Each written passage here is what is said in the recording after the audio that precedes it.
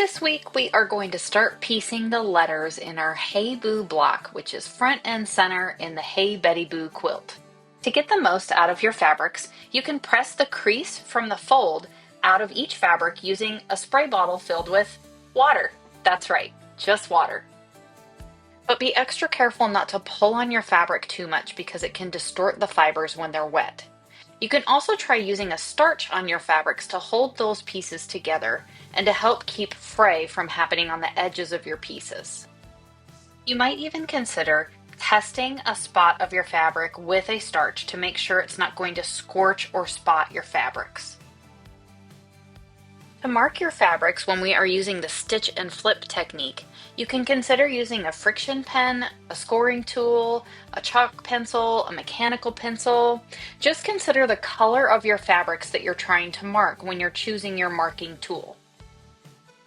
One of the things that makes this an intermediate level pattern is some of the smaller pieces that we're going to sew together, specifically in the letters and then the eyes of the ghosts.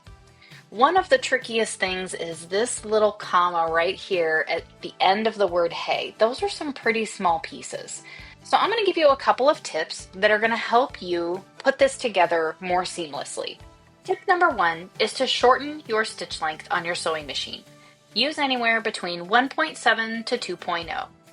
Also, when you use the stitch and flip technique to create a block, press those corners first to ensure that they align perfectly before you cut off that excess. I also like to use fabric scissors when the pieces are really small like this one.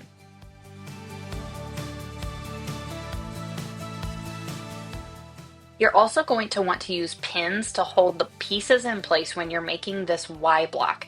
Your seams will look so much better if you can hold everything together as it's going through your machine.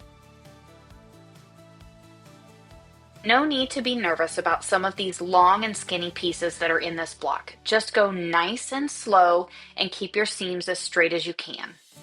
Hold on to every single fabric label because we're going to reuse several of them when we make the next set of blocks in this quilt.